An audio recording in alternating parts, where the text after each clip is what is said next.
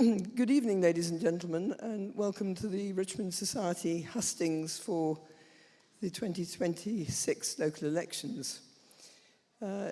Every 4 years, as electors, we get the chance to hold our elected representatives to account and to find out what they plan to do for the following 4 years if they're elected. You will be pleased to know that I'm not playing any more part in this proceedings because, as you will have heard, I have a croak. So without any further delay, I'm going to pass over to Roger Mosey, who will explain how the evening is going to work. But at the end of that, when the formal proceedings are over, anybody who wishes to stay is welcome to come downstairs where there's wine and soft drinks being served, and you can probably chat to the candidates. And there are more candidates sitting in the front row, and chat to them informally. So, thank you. Thank you, Louise, and welcome. It's nice to see so many people here. So let me explain how the evening will work. The Richmond Society invited the parties contesting this election to nominate panellists from their candidates in the 3 core Richmond wards. They're Richmond North, Richmond South, and Ham, Peacham and Richmond Riverside. And we're going to have 2 panels, both running for approximately 45 minutes with a different mix of people. And each of the speakers will be allowed either an opening or a closing statement with plenty of debate and discussion in between. Now, 2 parties said they were unable to nominate speakers from among their candidates in the 3 wards. So round about the halfway mark, I'll be doing interviews with representatives from the Labour Party, Lucas, and Reform UK, Alex, and they'll have 5 minutes each to explain why they are seeking your vote. And that means the panels are going to be made up of representatives from the Liberal Democrats, who currently control the council, the Green Party, which is the official opposition, and the Conservative Party, which ran the council from 2010 to 2018. We are going to take audience questions too, though what the Richmond Society has done is identified a number of key topics that we want to cover based on the issues most strongly featured at our forum last autumn, and also the topics that generate the biggest response on our digital platforms. So in the first half of this evening, we'll aim to feature community issues, which include the town centre, policing and council tax, and then in the second half, a mix including environmental issues, such as the riverside, conservation, and also housing. So if you have a question, for instance on e-bikes, save it for part 2, but we will be seeking your comments throughout the evening. So the format is that we begin with 2-minute timed opening statements from the first of our panels. They are Nancy Baldwin for the Liberal Democrats, Chas Wallow for the Greens, and Thomas O'Malley for the Conservatives, and I shall randomly select Chas. Would you like to make your 2-minute opening statement? Yes, and hold it close to your...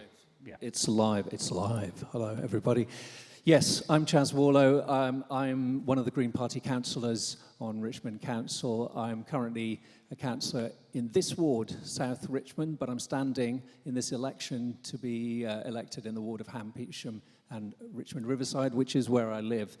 Now, I'm the deputy leader of the opposition on Richmond Council, and we have been the opposition, the official opposition on the council for the last 4 years. We are the only opposition. As a ward councillor in South Richmond, I'd had over about 400 requests for help from residents in the last 4 years, and I've always done my level best to answer residents and help them with issues ranging from temporary accommodation, urgent temporary accommodation, to missed bin collections, for instance. And that's what Green councillors around the country are doing. They're finding ways to solve the problems in their areas constructively and creatively. As the opposition on Richmond Council, we've always been constructive. Challenging, yes. Opposing where necessary, encouraging where encouragement is needed. That's why we've criticised the Liberal Democrat administration over their decision-making processes. For example, on the decision to bulldoze the allotments at Headington Cemetery and the transfer of the Pencefield lease. That's also why we've supported this administration's work on making it easier for residents to insulate their homes and install solar panels and heat pumps. Why we've encouraged this administration to go further in protecting our rivers and green spaces, and why we've proposed additional help for people struggling to make ends meet in the cost of living crisis. Through that combination of challenging, opposing, and suggesting, the 5 Green councillors have achieved a lot in the last 5 years, helping to shape the direction of travel that this current administration has taken. That's what constructive grown-up politics looks like. Voters now have a choice. Another huge Lib Dem majority, with councillors not turning up to meetings or dealing with crucial local issues, with decisions made behind closed 10 doors seconds, please. and then justified later, or a balanced council with a space for discussion that is publicly transparent, accountable, and democratic. It's your choice. Thank you. Okay, Tom.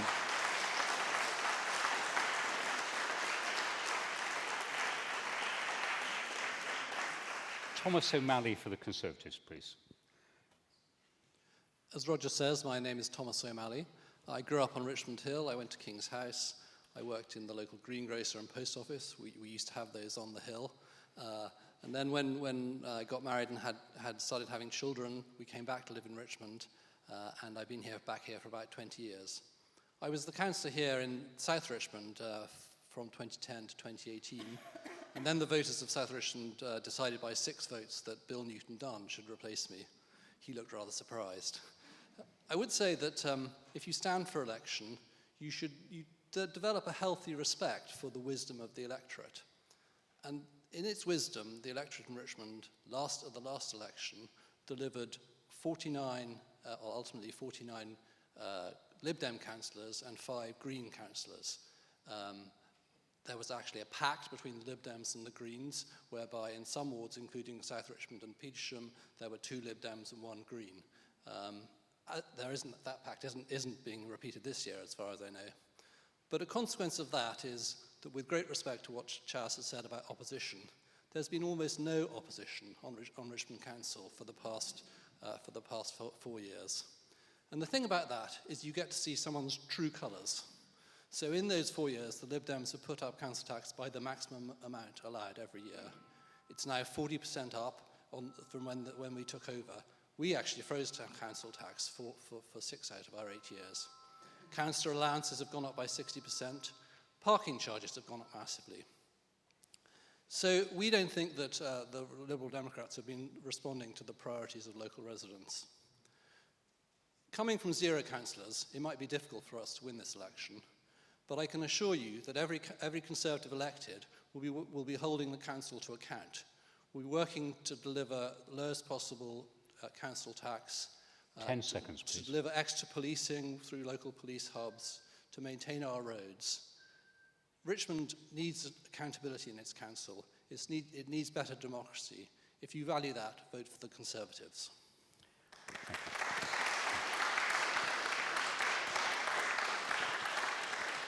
And now Nancy Baldwin for the Liberal Democrats. Good evening, and thank you all very much. And here's the thing. Wherever you look today, there is politics. National politics, international politics. It all looks so hopeless, doesn't it? But that's exactly why local elections are so very important. The people we choose to represent us shape the things that affect us every day. Is our community safe and compassionate? Are we protecting our planet and supporting each other? What about the bins? We have to remember the bins, and that is why the Liberal Democrats are the right people to represent Richmond.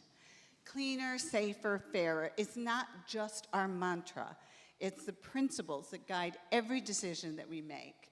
We all want Richmond to continue to be a safe, thriving, and caring community where we can enjoy beautiful green spaces, vibrant culture, and opportunities for everyone. Over the past 8 years, Lib Dem leadership has delivered real results.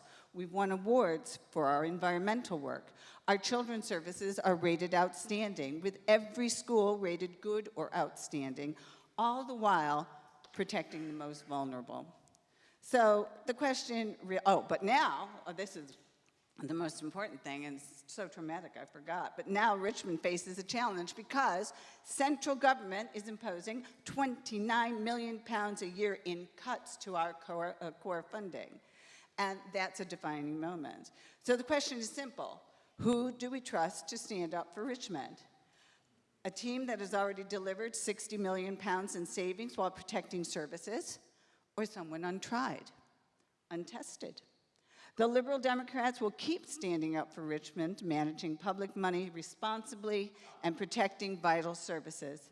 We will keep tackling the cost of living, we'll provide more affordable homes, help families become financially resilient, and lead on environmental action, build caring, healthy communities, and support a thriving economy.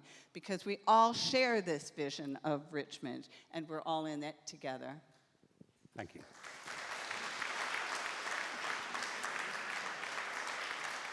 Now, I want to start, Nancy, I'm going to come to you first, because I want to start with the town centre, which is something that really concerns members of the Richmond Society and our wider community. And what we're seeing is more empty shops. There's graffiti, the green has overflowing bins, people say the pavements aren't cleaned properly.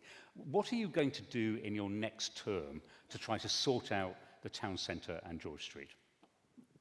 Well, what I'm going to do in the next 10 seconds is give this question to Chris Barley, who is the South Richmond councillor. So if I may. Okay, I should say within the rules, a panellist can delegate to a candidate from their party. So, Chris, do you want to take the microphone?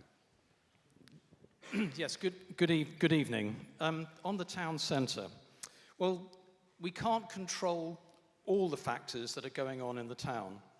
But the Liberal Democrats are thinking hard about Richmond Town Centre, as we know how much it matters to have thriving high streets. We will be led by the data, and why do I say that? It's because we have announced a plan for the future of Richmond Town Centre, which is to answer the question.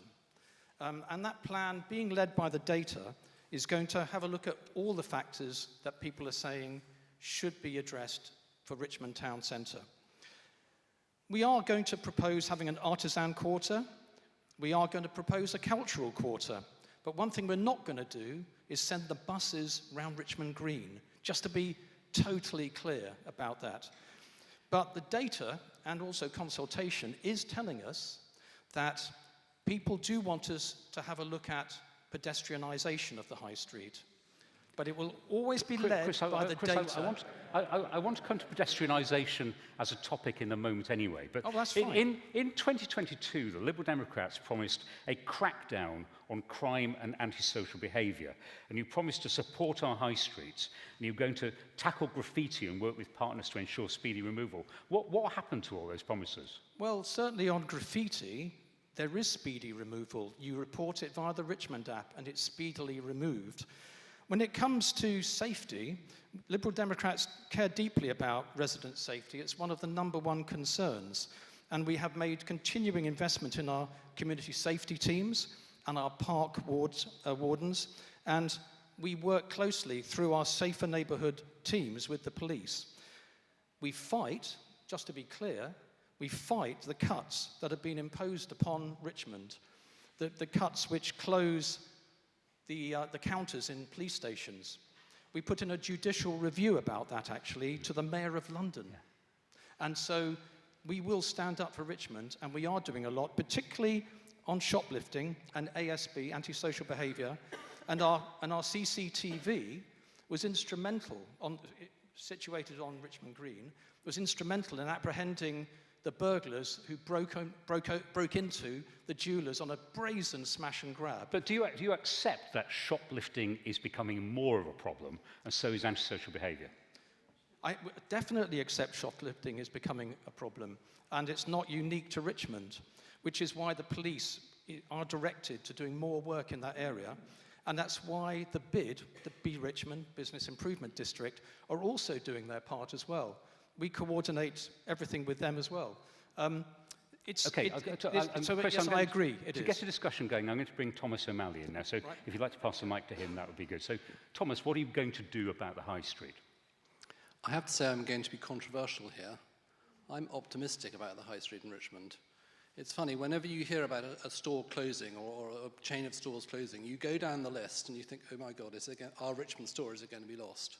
And actually read the places that are closing their stores, and you understand why those places are much more challenged than Richmond is. Yes, Richmond shops face huge challenges from high rents and high rates.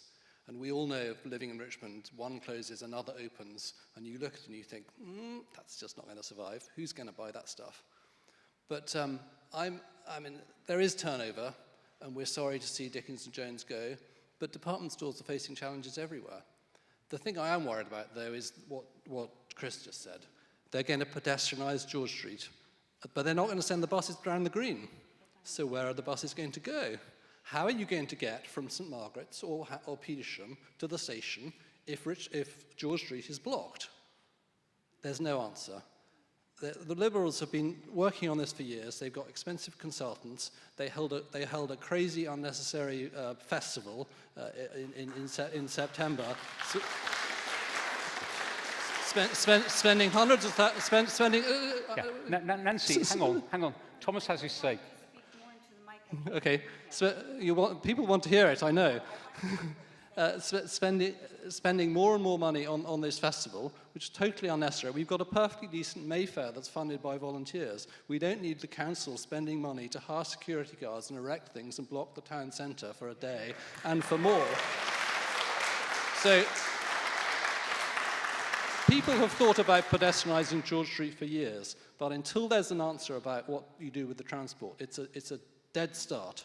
I mean, I won't bore you, but on the council website, there's just fantasy stuff about the gentle sounds of live music filling the air, laughter echoes from families, children play in lush green spaces, child-friendly bug hotel workshops, evening river dips in the community saunas. I mean, they're paying people to do this stuff, and yet they're not mending the roads.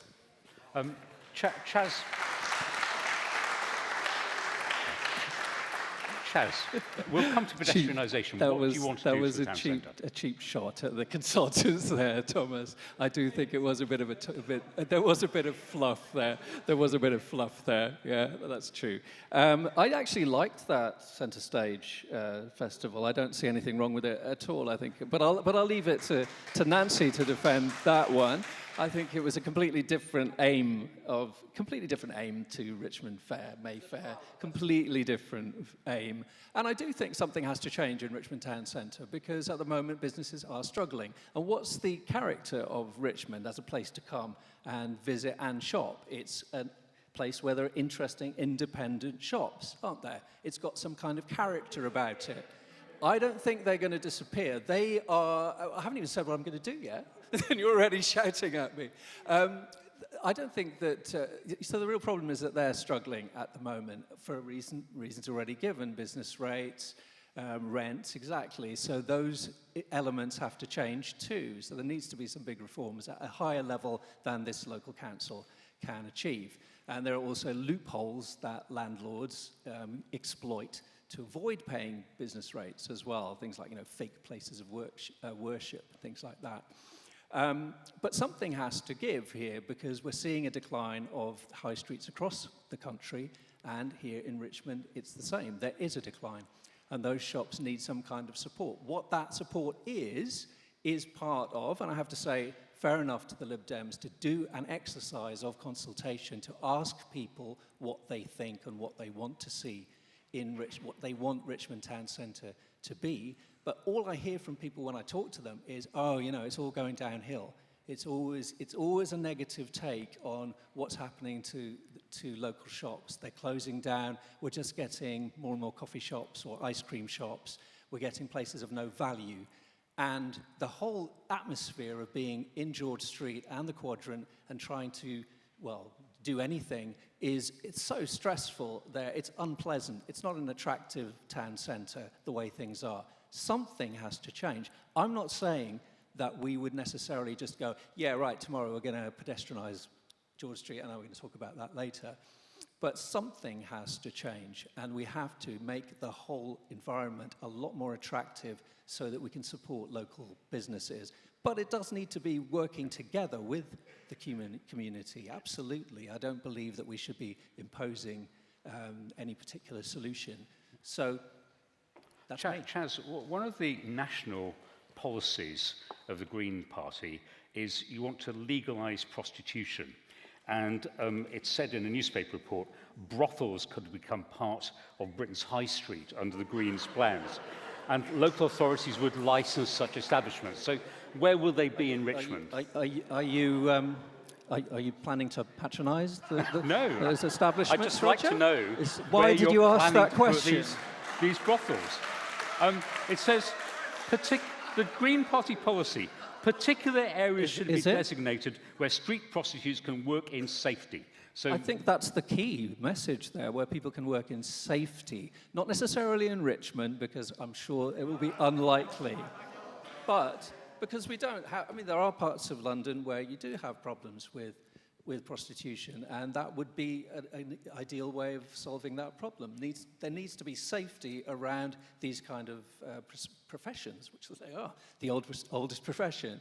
Yeah, so I'm not going to commit to a particular area of Richmond for prostitution. I'm sorry. Sorry. Okay, thank you.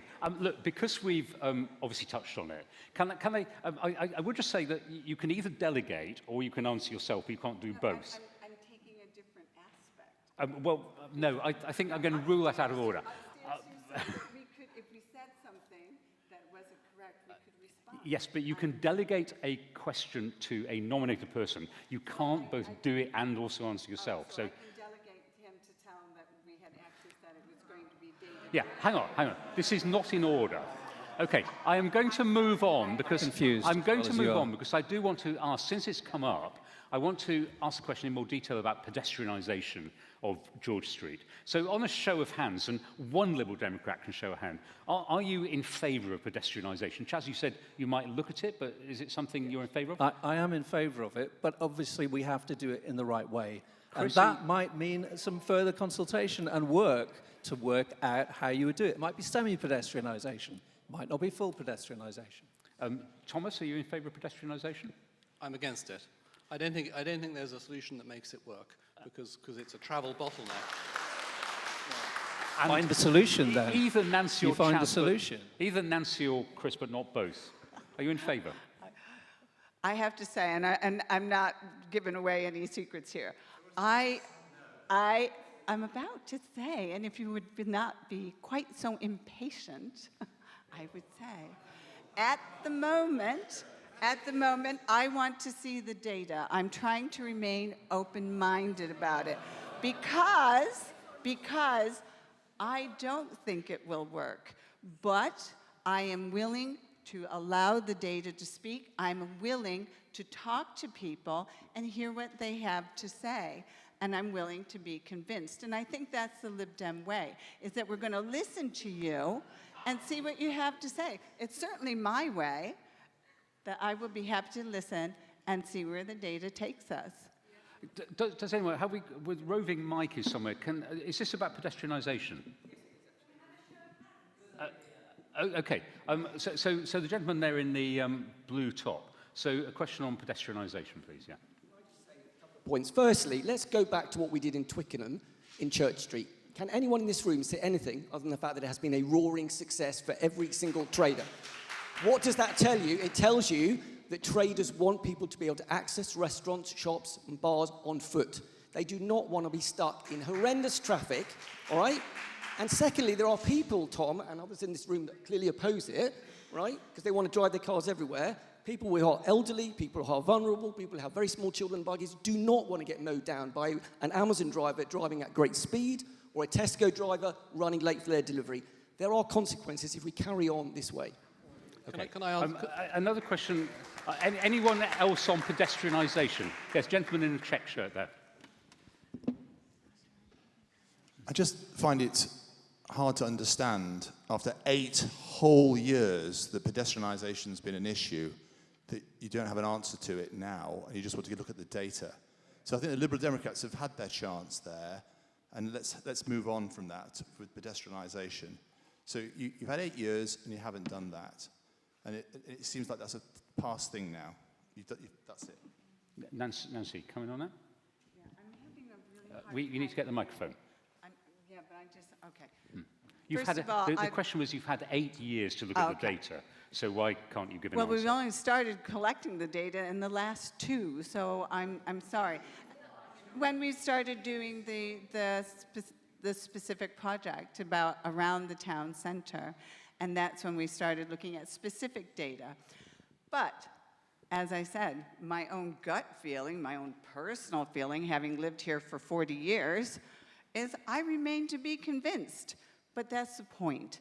I remain to be convinced. You've closed your mind. And that's that. I mean, I'm sorry that you have. I'm willing to see where things go. But our project has been going now for 2 years. And we're trying to see how, well, you may laugh. And that's easy for someone to say who isn't a counselor and doesn't take part. But there you go. Chaz, I'll bring Thomas in a moment, but you were the most in favour. I mean, where do buses go if they can't go down George Street? We've got to find those solutions, but those solutions are not necessarily, oh, whoa, wait a second. You can find a solution to do it, right? You can work out that you can run buses through George Street, but no other traffic, or you can use Old Red Lion Street. There has got to be a way to make things better. Yeah, the gentleman in the second row there talking about Church Street in Twickenham, it's a perfect example of how things can work. No, it's a perfect example. It's a perfect example of how things work out well. And we haven't even mentioned all of the negative aspects of having traffic running through town centres. That increases air pollution. That is a serious problem. That is a serious problem. Whether you like it or not, I'm the bearer of bad tidings, folks. But it is a serious problem for so many different conditions, not just pulmonary diseases. So I think there's got to be some change, and we have to look at these things seriously, and then we make a decision. Thomas. May I first respond on Church Street? Church Street, Twickenham is lovely, but it's nothing like George Street. It's more like King Street or Brewers Lane. It's not a major thoroughfare.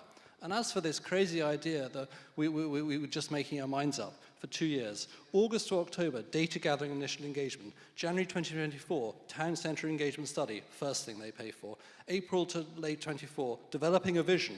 January 25, vision report, second thing they pay for. September 25, unnecessary street festival, third thing they pay for. July 26, another street festival, fourth thing they pay for.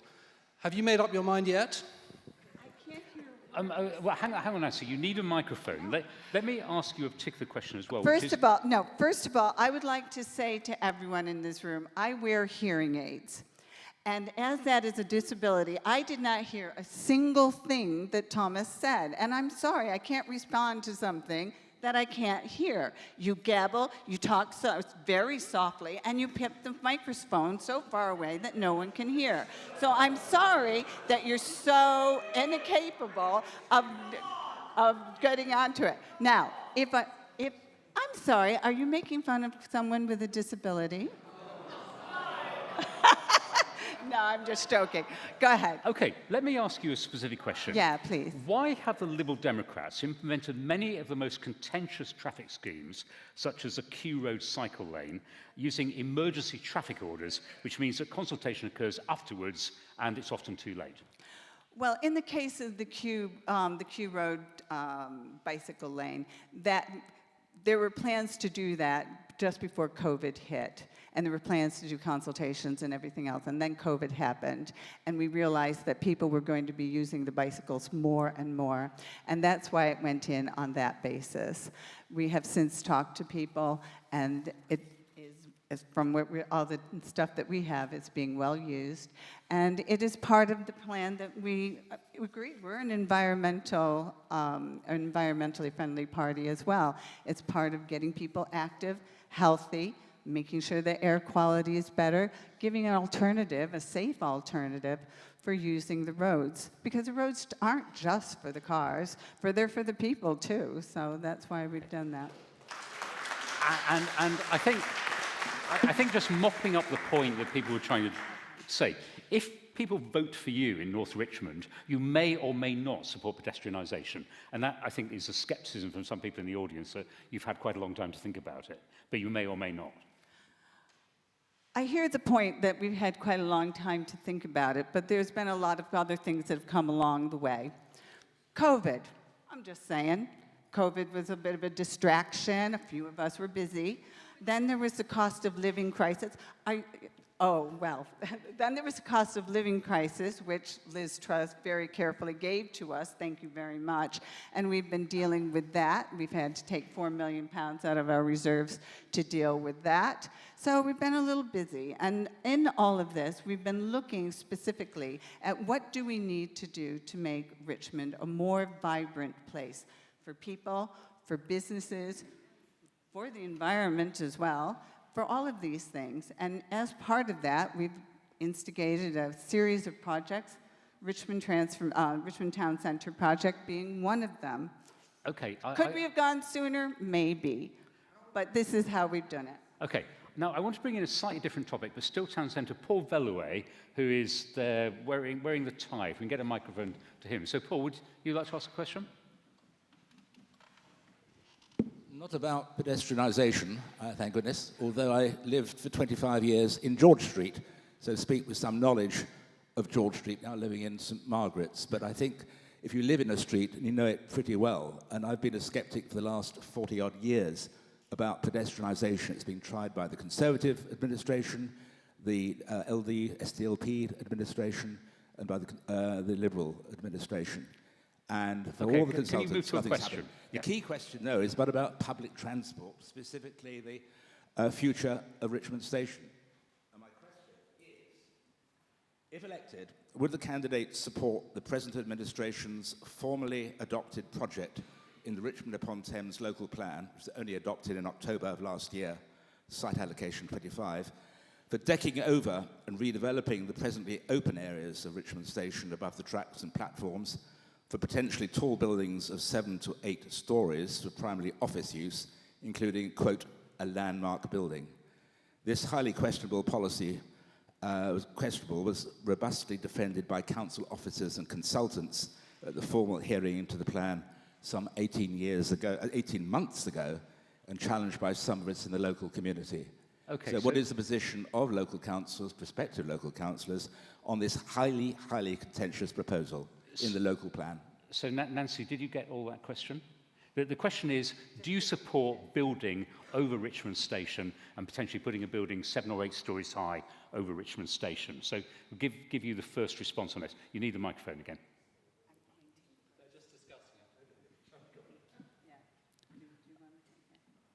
Okay, look, I'm going to bring Chaz. All right, okay. Would you like to introduce yourself? Okay, so I'm a councillor, Richard Pine, and I'm currently a councillor for North Richmond and a candidate for North Richmond, and I'm the deputy chair of the planning committee.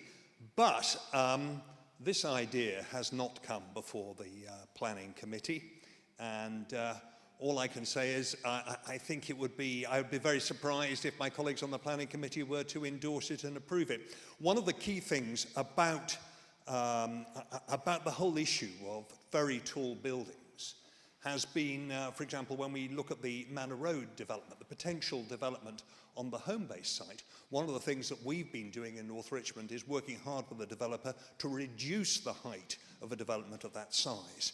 Because if you get something which is so large and which looms so much over adjacent streets, I think it makes the whole area of Richmond and its surrounding streets much less attractive. So I think that, this may be somebody's pipe dream, but I think it's very, very likely to come to fruition. I think another further factor, of course, we've got to bear in mind, of course, is that the whole future of office accommodation has changed a great deal because of people working at home. And I think it's very, very unlikely that any development of that size would ever be viable in the centre of Richmond. Thanks. Okay, Thomas.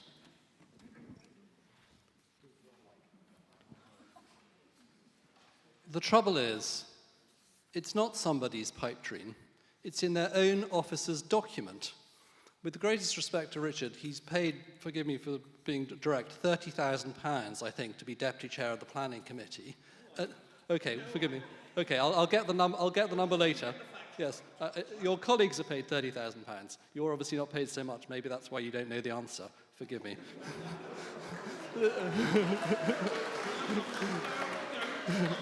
So, yeah, okay, well, the truth is that as deputy chairman of the planning committee, you don't know what's in your own your own office's report, which recommends putting a building over the top of the station.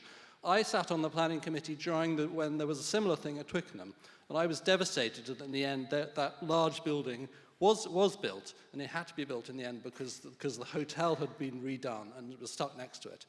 I think it would be disastrous. I think there are too many high-rise buildings in central London. We need to preserve the character, and they should be in the centre or in other regional bits. We don't want them in Richmond. They're getting them in Ealing. We don't want them here in Richmond. I think the policy of the council and its plan is dangerous, and the trouble with putting it in the plan is it makes it easier for developers to make it happen. Chas. Yes, I don't think this is a great project either. It doesn't seem like a brilliant project, but then again, as Thomas said, you disagreed with Twickenham Station redevelopment, and that has not necessarily looked that awful. I don't think I'm particularly against that particular project, but I think Richmond Station is a bit different. Yeah, I wouldn't, if I were on the planning committee, I would seriously be looking to, well, I'm now predetermined, but I would not be looking to favour it. Okay, more questions about the town centre. The gentleman at the back there in the, not quite a gilet, but almost. Yeah. Thank you very much. My question is more of a general one about there's been several issues touched on so far, and the word consultation has come up. And I would like to hear from all of you on how you will consult with the community. Because actually I want to refer again to Pensford Field, which has been mentioned, and it was clearly a case of, it's Gareth Roberts' my way or the highway. The consultation was only undertaken after the chair of Pensford Field, who happened to be the ex-legal director of London Underground, so she had a lot of nous in this area, challenged what the Lib Dems were doing. And there's still outstanding Freedom of Information Acts, and what has gone on, it's shown there was a complete lack of transparency and democracy. And if I may say, Nancy, the meeting you chaired was a circus, and it was only the Councillor Wren who actually showed any integrity on that. So generally, across the three parties, how will you be consulting with the community and all the neighbours in Kew and Richmond on all the issues? I'd like to hear a general point. Chas, do you want to take that? And I should just note, you have said you're going to have citizens' assemblies. So yes, that's right. You elect a council, and then you elect a citizens' assembly as well? You don't elect a citizens' assembly, but that is one method to try and involve and engage people in a genuine way to try and solve problems. I think I just want to point out with Pensford Field that it was the Green Party who forced an apology from the leader of the council in full council. But to get back to the main point, oh wow, that gets a clap, does it? Wow, thank you. So to get back to the main point, yes, citizens' assemblies are great ways of trying to deal with very difficult issues. Quite often they're used for things like, well, in the Republic of Ireland, they've been used on gauging and consulting people on abortion law changes. So, I mean, that's a pretty major change. But you can use them on any particular subject area.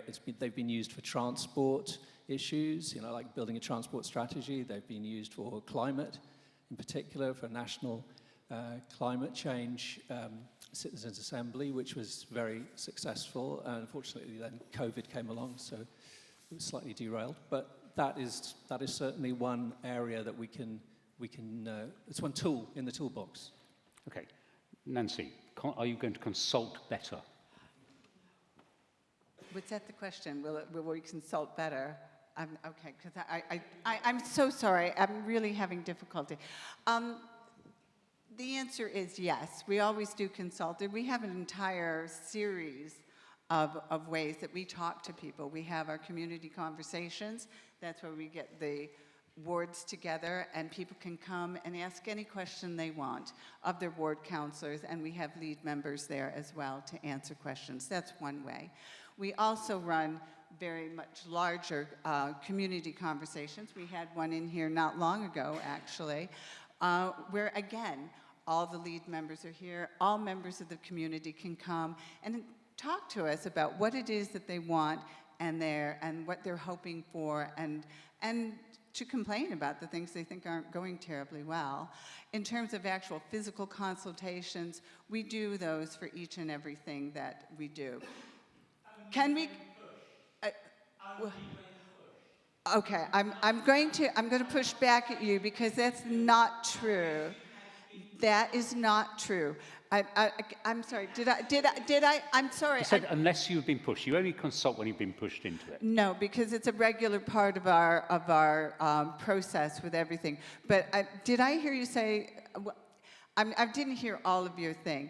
But do we get it right every single solitary time? I'm not going to sit here and say yes, because that would be wrong. We don't get it right every single solitary time. But the process, as we have it devised, is that we think of something, we have a policy that we're going to want to institute. If it involves the public, we go out to the public. You've gotten the letters. What do you think about the parking bays? What do you think about this? What do you think about that? We have consultations going on all of the time. Can I just say to you that there is a perception, maybe, that the Lib Dems can be bossy. They're the kind of people who fine people 150 quid for putting coffee dregs down a drain. They fine you for putting bins out late at night. And you have a set of policies that you just implement, and you don't really listen to what local people want on a lot of those key issues. Okay. First of all, with the 150 pounds, okay, I think we can all agree that was ridiculous. And when so that's the first thing. That was ridiculous. But what was the second part of it? Oh, being bossy. Oh, dear. I don't consider myself terribly bossy. I don't know any of my colleagues I consider particularly bossy, although, you know, that is what it is. I think what we do try as much as we can to talk to people. We walk down the street, you got a problem, you come and you talk to me. We have committee system. You can come in anytime you want. You can have a petition. I've seen policies changed right there on the fly. Everything is done through those systems, and you can do that if you want to, if you participate that way. Okay, let's bring Thomas in on this. Thank you. There's so much material here, I don't really know where to start. I mean, finding people, you end up with finding people 150 pounds for pouring coffee down the drain if you make that someone's job and you make them walk right down the street with the role to find people for pouring coffee down the drain. That's how that sort of thing happens. Pensford Field was a shocking thing. It's a field on the backlands in Kew. Sorry. Oh, go for your hair. It's a field. It was run by a local charity, and without consulting anyone, the leader of the council awarded the lease to a new charity that may or may not have had connections. I mean, we're not doing national politics here, but so you are the party of COVID fines, so I think there may be a... I think consultation is difficult for local authorities. They have the duty to consult on some things. The answer lies in having councillors who are close to the ground, who understand people's views. We had consultations. We wanted the Gloriana after the Jubilee. We wanted to put it in a dock next to the Marble Hill Park. A lot of people were against that, and we backed down. The main problem at the moment with the council is the lack of democratic accountability. Consultation is one thing, but it's having an opposition who hold the council to account. When you've got 49 Lib Dems and only 5 Greens, with great respect to Chaz, it's not a surprise they end up doing crazy things and forget to ask you whether you like it or not. Okay, this panel, we've just got 5 minutes left with this panel. So is this a question on the topic we've been talking about? The gentleman, it's Lord Lee, isn't it? In the blue pullover? May I just come back on? No. Okay. No. A question, yeah. Vote for proportional. Yeah, the gentleman in blue pullover. Yeah. Yes, on the town centre. In the Times today, it says that the highest healthy life expectancy recorded in England between 2022 and 2024 was in Richmond upon Thames, at 69.3 years for males and 70.3 years for females. Well, all that's very encouraging, provided you're not killed prematurely by a cyclist. We have a huge percentage a huge percentage of cyclists in Richmond who cycle on pavements, who cut corners, and who deliberately go up one-way streets the wrong way. What I'm asking is whether any of the council candidates have got any ideas at all as to how one can deal with the road cyclists that we have in Richmond. I'm going to put cycling into part 2 because we said to the parties we would do that.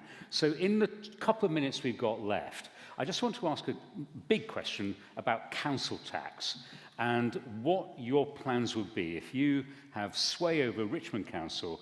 Are you going to put up the tax to the maximum amount? Are you going to freeze it? Is it somewhere in between? So each of the parties, quite quick responses on what your attitude would be towards council tax in the next 4 years. Quick answer, Nancy. As quick as I can. As you may or may not know, we have had to eat a 29 million pound core funding cut each and every year. And what we've managed to do is get a slightly better deal from the central government on that, and on the assumption from the central government is that we will put council tax up by the full amount every year, as every single other council in the London area has done, Thomas, including the Conservatives. And that is part of the deal. We have to do it that way. Otherwise, if we want to give a lower council tax rate, then we have to start cutting services. And that is the bald fact. Okay, Chaz. Yeah, I mean, that is unfortunately a fact, that central government core funding has been cut massively for Richmond, as for many other local authorities, and that's why council tax has gone up. I think you'd absolutely have to be deluded to start promising to cut it or freeze it. I mean, after the next couple of years, there'll then be the exercise that the council has to go through to, having used up its reserves, it will then have to start cutting its services in some form. Now that is actually the scary part. That's the challenge, and how the council manages to do that. I'm not sure if it knows yet, or I don't think the Lib Dems necessarily know. I don't envy them, the task that they have, but if the Greens were in charge, we would certainly not be making promises that we could not keep, like freezing or cutting council tax. Okay, Thomas, you have been a party which has promised to freeze sometimes. Are you going to promise to freeze again? So when we last ran the council, we froze for 6 years, and in fact 1 year we cut. I think people can judge us by our intentions by that.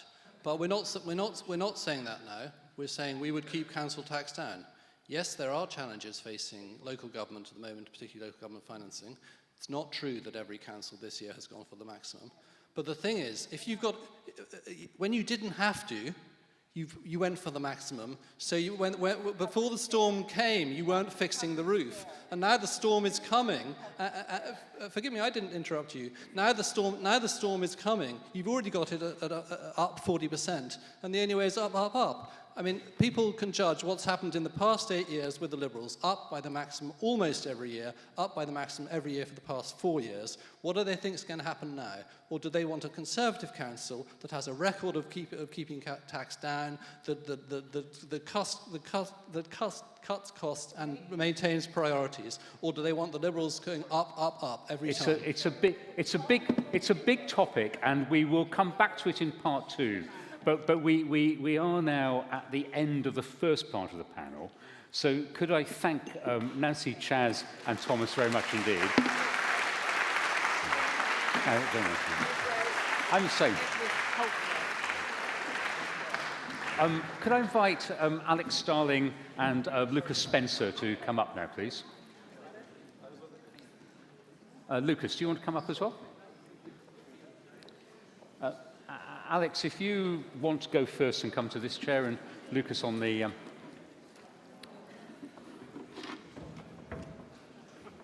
Okay. Yes, you... Okay, let me just get my stopwatch in order.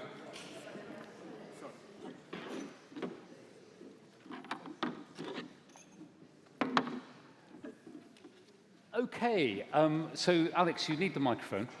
I do? Yeah. So for the next 10 minutes, we have two parties which are putting up candidates throughout the Richmond Borough, and they're going to talk to me one-on-one without any audience questions, but Alex Starling representing Reform UK and Lucas Spencer representing the Labour Party. So I will ask Lucas this question in 5 minutes' time as well, but Alex, you have 9 candidates standing in the 3 wards that we're dealing with here tonight, and not a single candidate from those wards agreed to come on the platform. Why not? Yes, I was invited. Hello, everyone. Lovely to be here. I was invited on this a few weeks ago, but I wasn't given the information that the quite standard standing in of other candidates would be allowed. I stood in Twickenham in 2024. I stood for Reform. The Green candidate in my constituency was at Glastonbury for the whole of the duration of the... Yes, but we have candidates here from all the other parties. And Chas Warlow stood in for all of those hustings. So it's completely reasonable. They were not... I did not pass on the invite to them because I wasn't aware of the strictures, the rules that you were going to impose on this. Okay, but of the 9 candidates we invited onto the platform, not a single one can make it. Yes, because they were not given the warning. Partly that's because I didn't pass on the invite earlier, but it's partly also because the rules weren't explained at the start. Are they all watching the final of The Apprentice tonight, or is that the... You may be surprised to hear that some of them are here, actually. Okay, do you want to identify yourselves? But that was not the deal, because they were not invited with enough warning, and that, I'm afraid, is the answer. Okay. A simple question for you. Why should people in the borough of Richmond vote for Reform UK in this election? I think it's for the same reason that I, as a complete amateur, felt the need to stand for Parliament in 2024. People, I think, and I certainly am, are fed up with what I've called the uniparty, a sort of casual, sort of happy-go-lucky bit of teamwork. And I think an example we've seen here is the 49 Liberal Democrats and the 5 Greens. I would call it a dysfunctional council setup. You have an all-powerful, unaccountable Lib Dem supermajority supported by a coterie of 5 Greens. And I'll give you a specific example. On the 4th of March, 2025, in the council chamber, Councillor Jim Millard, responding to the Greens' so-called opposition statement on the council budget, stated that, to the Greens, "Your schemes are good, and your opposition on this is the most positive we could possibly hope for. To have an opposition where our priorities are broadly aligned and telling us to go faster and spend more." Go faster and spend more. I'm afraid we can't afford that anymore. We have a big hole in our council budget. Unfortunately, it mirrors the national position. And I think you'll find that is the reason that people are turning away from the current parties. We, as the people, have been sold a lie. We've been sold a lie that you can build a society on just printing more money, and you can build a lie on you can rely on energy that sort of sometimes will come out the socket, but sometimes won't, but we'll have to build a spare power station as well. You're making the case at the moment for having an opposition. The opposition, if it were Reform UK, or if you had any councillors in Richmond, would you keep Richmond as a borough of sanctuary, which is something which we think in the town generally seems to be welcomed by quite a lot of people here, that they welcome refugees? So that's very interesting you raised that particular question. So the borough of sanctuary issue, I would say, is a little bit more nuanced than that. It is a classic example of wolf in sheep's clothing. It sounds cuddly.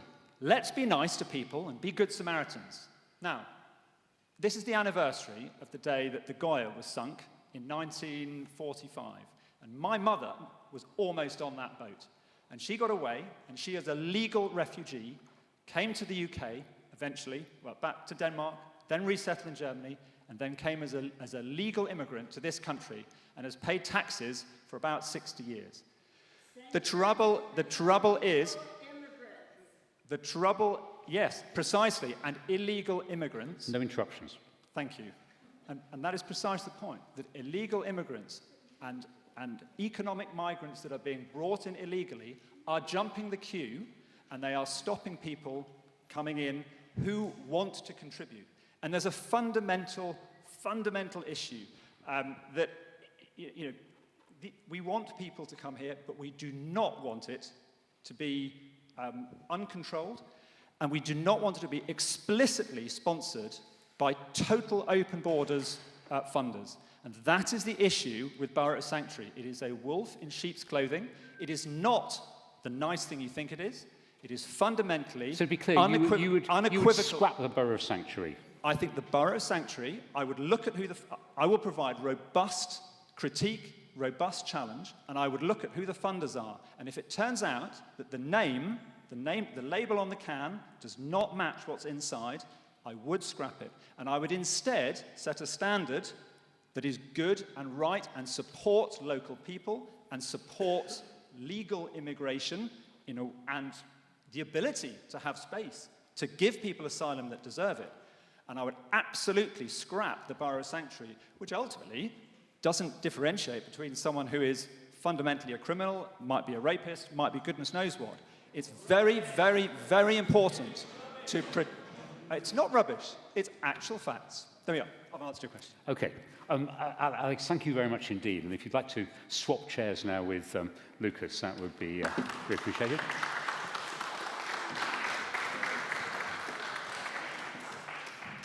So, Lucas, I've got the same question for you, I'm afraid, which is, Labour is the governing party. You have 9 candidates standing in North Richmond, South Richmond, and Ham, Petersham, and Richmond Riverside. And again, none of them were available for Hustings. Why not? Well, it's not the same answer as reform. It's more about the fact that we're targeting our campaign in the ward that I'm running in, which is Mortlake and Barnes Common. And that's because we want to make sure that if we are elected, that it's to serve the community that we're in and that we're representing, but also we're running in places that we think we can win. We're not naive about the fact that we're not going to win the whole council, because the council has a very, very large majority. What we're trying to do is provide some sort of opposition, and particularly in Mortlake, where I live, there are some very, very serious local issues that have been completely ignored by the council and not taken seriously, particularly in terms of what the residents there want and in their interests, particularly around things like affordable housing, the Mortlake Brewery development, the new line bike ban that's going to be coming in, these sorts of issues that affect us. I mean, it's refreshing candour, but what you're saying to people is, don't vote Labour in North Richmond, South Richmond, and Ham, Petersham, and Richmond Riverside, because we're not going to win here. Well, I would always encourage people to vote Labour, because I think because I'm a Labour candidate and because I believe in the values and the proposition that we're offering to the electorate.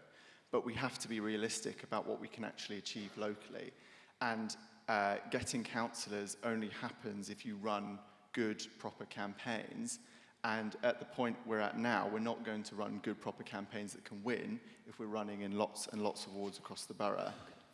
I think it would help people to know what your relationship is with both the Mayor of London and also the central government. So, for instance, the Mayor has been behind the closures of the front counters of police stations in Twickenham. Do you support the Mayor cutting the frontline local police in boroughs like this? Well, I don't want to see police stations closing at all. I think it's really, really important to have local community policing. That's why the Labour government campaigned on that promise.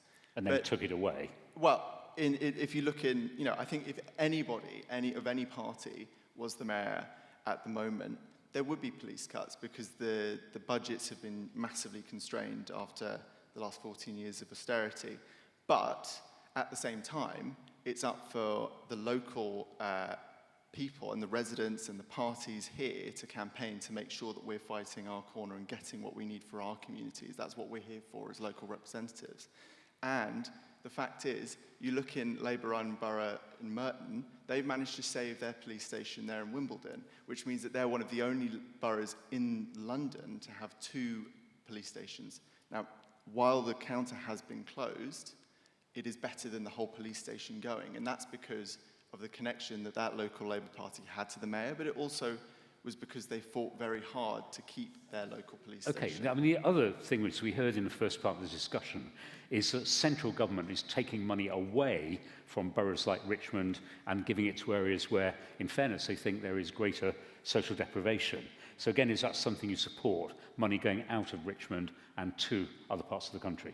I think it's about making sure that the funding is much fairer to communities that have been long deprived and long ignored.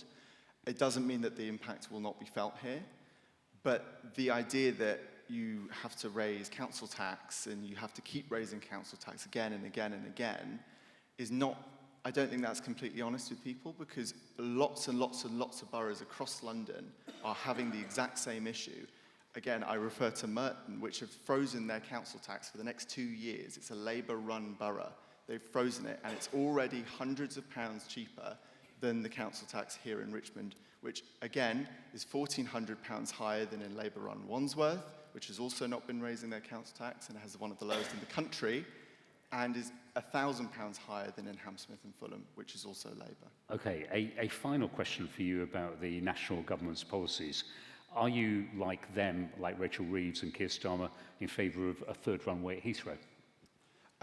No, I don't think a third runway at Heathrow would be the best thing, and particularly that we are local representatives. It's very clear that people here don't support that, and it's not right that they build that if there is not the local consent of the community. But what we do have to consider is what alternatives do we then propose, and that has to mean more investment in rail, which this government is getting on with. It has to mean more support for jobs in the area, because it's very easy for us to oppose it, and while I do oppose it, we have to remember that there are communities right next to the airport that want that third runway because they think it will mean jobs there. And so we have to then provide an opportunity and an offer there for those communities too. Okay, Lucas Spencer for Labour, thank you very much. Thank you. Alex Starling for Reform, thank you very much. Thank you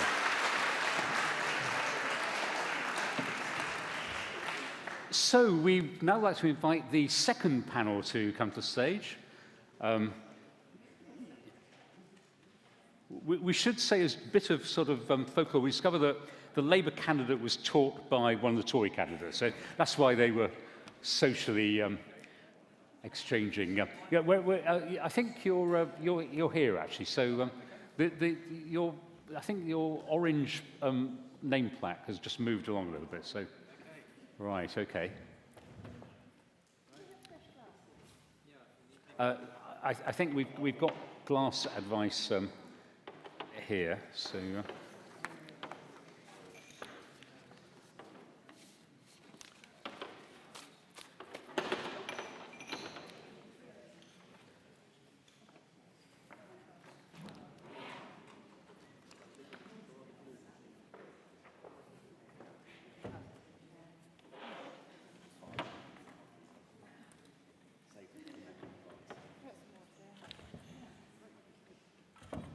Okay, and again, we'll try to get as many questions in as we can. We're aiming to finish around about 9:15 in order to make sure you have a chance to have a drink and socialise as well. So welcome to Chris for the Liberal Democrats, Tanya for the Greens, and Charlie for the Conservatives.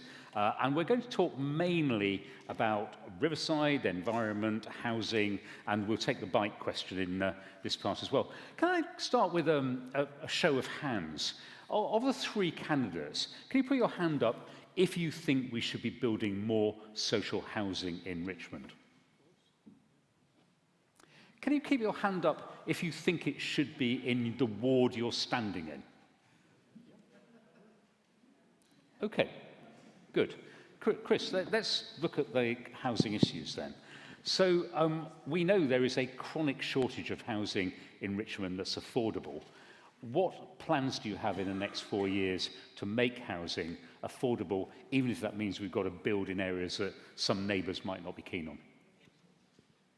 Yes, I mean, that's the sort of question that lands at our door in Richmond, because we are a leafy borough with not a lot of obvious space and brownfield sites. So yes, we have got a plan, and we're very, very keen to build affordable housing. It doesn't mean we don't want to build housing for everyone else, though. You know, we really are about building housing for all. You know, from an affordable housing point of view, one of our strategies is going to be that we want to build on small sites, but at scale. And this means harnessing the councils, planning departments, officers, and everyone really to sort of identify sites, help to assemble them, and invite developers to come in. We're not short of developers coming in to help us to build affordable housing, actually. The complications of social housing, in particular, are that we have housing providers that have to maintain their own viability. So whilst we have got projects which are frankly on the go, and some in planning, we just need to really ramp that up. And we've actually, as a council, we've identified that as part of our transformation plan to identify we need a director of place, which has been appointed since the end of 2025. One of the main purposes of that is to help make things happen in this sector. I mean, you know, things come up all the time. Teddington Police Station is going to be on the disposal list for the Metropolitan Police. We want to make sure we're positioned to try and work on that with partners in the social housing sphere. But, you know, we recognise that even affordable housing is still, you know, not inexpensive. And are you going to try to make the Manor Road development work now? I know the council opposed it, but now that it's going ahead, we assume, are you going to try and make that work for Richmond? Well, actually, as a council, we did have planning permission granted for that.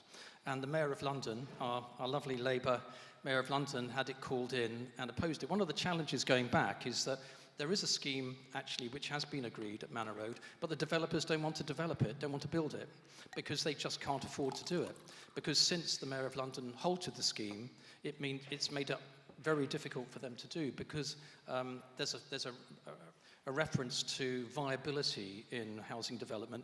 It all becomes very technical. They want to make a certain level of profit, and they do have to try and agree that with the local council, so they can make a contribution called the Community Infrastructure Levy, the SIL.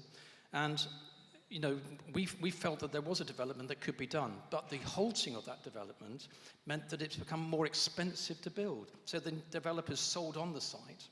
I don't want to, you know, give all the nitty-gritty necessarily and bore the room, but they sold on the site, and the next owners tried to find a development that, you know, a planning proposal that would work. And yes, the council's planning teams are in consultation, trying to make a scheme that works. Okay. But bear in mind, you know, developers have to make a profit if they're going to provide social housing. Sorry. Tanya, if the Greens have a bigger presence on Richmond Council, do you want housing builds to be speeded up? Thank you. I'm Tanya Williams, standing in South Richmond for the Green Party.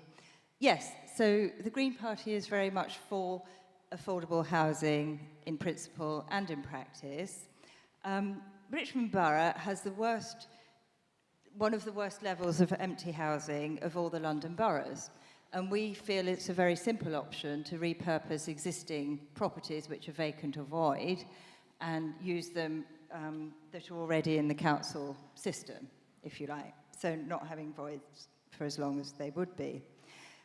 Now, I think the Liberal Democrats, although they talk a good talk, their own town plan says that of every development that's built, 50% just move the should be microphone affordable. slightly further away, about 6 inches from you. Is that better? But yeah, a bit Yeah? low, that's good. Yeah. Can you hear now? Yeah. Is that okay? Great. Yeah. So the Liberal Democrats' own town plan states that 50% of developments should be affordable housing, but they haven't held anyone to this. And the Liberal Democrats feel we need to enforce these policies that are already existing. So, for example, take the Stag Lane development. That was the developers initially offered about 7% of affordable housing. Council said, no, we want 12%. Developers are like, oh, no, we can't make profit on that. Why wasn't the council asking for 50%? This is in the town plan. So, for the Green Party, we would argue for more affordable housing and that stock exists. We also would say that there's London funding, which the Liberal Democrats are not accessing. So the Green Party thinks we can be more creative about accessing central London funds. Okay, we need to keep moving on. So Yeah. pass it on to Charlie and we'll... Hello. Yeah. Hello. Is that right distance? Yeah, perfect. Perfect. So you might have noticed that I raised my hand somewhat tentatively at the beginning. And that was not me lacking in judgment myself or waiting to see what everyone else was doing. It was simply because it's a good question, but it's also a fundamentally misleading one, insofar as, are we in favour of more social housing? Of course. You know, who isn't really? Especially in London at this time with the housing crisis. The question is, what does that look like in reality? And as Chris has rightly pointed out, it's a complex issue. It's somewhere that we would all love to be able to increase housing supply in Richmond, because after all, who wouldn't want to live here? You know, I grew up here and I was so happy to come back here now that I'm in a position to, because it is gorgeous and the services are amazing, the people are lovely, it's friendly, it's just the most beautiful place to live, and everyone would want to, and really, we would love them all to experience it as we have. But how do you put that into practice? Where do you find these sites? As Chris said, this idea of, you know, there are small sites and we'll build them at scale. Yeah, in principle, that's a great idea. You know, that site near where the home base used to be, where I spent many a time going around on those little, like, platter things. I used to love them as a child, obsessed with them even. It would be great to be able to build at scale there, but then you run into even more nuanced issues where you say, well, what are you going to do? Build a 15-story building there? How are people around? It's an incredibly complex issue. So I didn't feel that it was right to just whack my hand up incredibly quickly and say, yes, absolutely, all hell for leather. It's a complex issue, but the Conservatives have a real proud tradition of developing social housing in Richmond. You can jeer as much as you like, but the Queen's Road estate was under the Conservatives. The Richmond Foundation is under the Conservatives. Preserving almshouses has been under the Conservatives. We have a proud tradition of it, and being a Conservative is something that I'm proud of. And so, yes, I'm in favour of it. It's a complex issue. And if we could find these sites, if we could develop them right, I'd absolutely be in favour of it. Okay, a quick point for you, Chris. You say you're in favour of more housing and social housing. If you just pass the mic along. You didn't allow the Dickens and Jones site to be turned into, the House of Fraser site, to be turned into housing. Okay, I don't remember that we didn't allow that. When would you say that was? I don't think that was part of the latest planning applications that went through. It was apparently that some of the higher floors will become residential along with office buildings. I'm sorry to sound like I'm trying to contradict you, Chair, but I don't think the upper floors were going to be housing. They were always going to be office.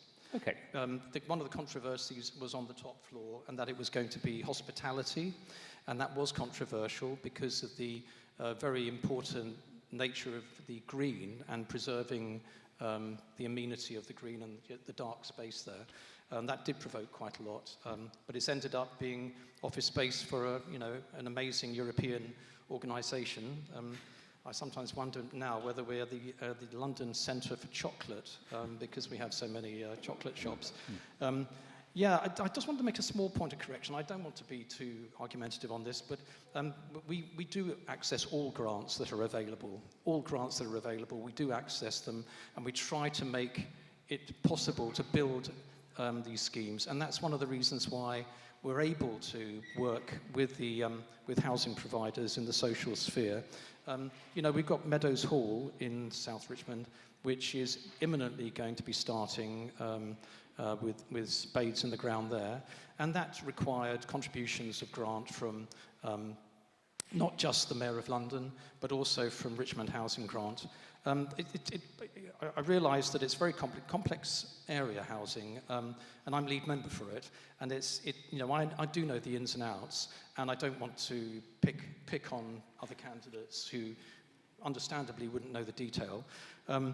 On the empty homes, I completely understand the sentiment. There are empty homes around Richmond. We had a pilot project where we engaged an officer, and they spent their dedicated time. We managed to return 130 homes, empty homes, into use. But that's really a scratch on the surface of our housing issue. And that activity is carrying on. It's being led and continued by other officers. It just means the role of an empty homes officer has not continued, but their job descriptions have been dispersed amongst other officers. Okay. I should say House of Fraser is still under contention with the people debating with me, so we might come to that. So, questions from the audience, please, on anything environmental or picking up what we've heard. You've already had a go, so gentleman in the black T-shirt there. Yeah, hello. Thank you for your speeches just now. I'd just like to ask Chris and Charlie, you mentioned about affordable housing. So to Charlie, your point was, who wouldn't want affordable housing in this area? And the answer to that is people are going to make money. So developers. So there's an answer. There's a specific reason why they don't want affordable housing. Okay, that's a point. Secondly, Chris, why don't you hold the number 50% firm? What's the reason for giving in to the developer saying we will do it for less? We'll provide less housing. What's the simple answer to that? Charlie first. Charlie, if you take the first question. Yeah, absolutely. I mean, a lot of people ask why somebody of my age skipped the being a socialist at university and joined the Conservative Party, thereby getting 20 years ahead of where I should be. And part of that is because I fundamentally believe in things like the free market. I believe that supply and demand exists. And as much as it might be detrimental to us in perhaps an ethical view, the fact is that somewhere like Richmond is incredibly high demand because it's beautiful, because it's safe, because it has fantastic schools and services. That demand will never be matched by the supply to make it affordable. That's a simple fact of the matter, and that's why every developer, if they could have their way, would charge as much as they could. Now, it is the role, really, to find some mediation there of government and local government to find a way to square that circle. And that is, I'm not disagreeing with you, I think you're absolutely right. The person who doesn't want affordable housing is the person probably who's building it. But that is why there are so many national and, to an extent, local policies to try and do that.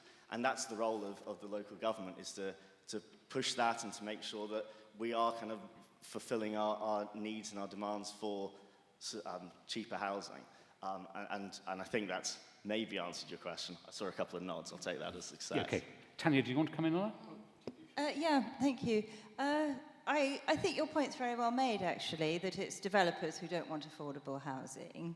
I've got 3 children. They're all brought up in this area.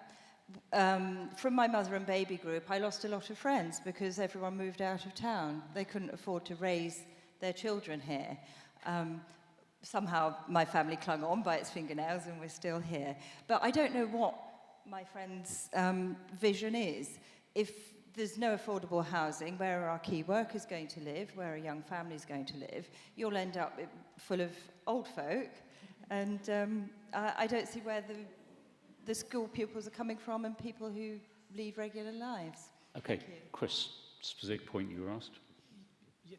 Sorry, did you want to ask another question while I had the microphone? Or? Can I just come back to Charlie? Yeah, can we get the microphone back to you? Did he answer the question? Well, no, he didn't. He said it was because it was a leafy borough, and that's not a good enough answer, I'm afraid. So it has to have its quota of affordable housing. Simple as that. Yeah. You either live up to your promise or your efforts to try and do that, or you don't. You give in because it's a leafy borough.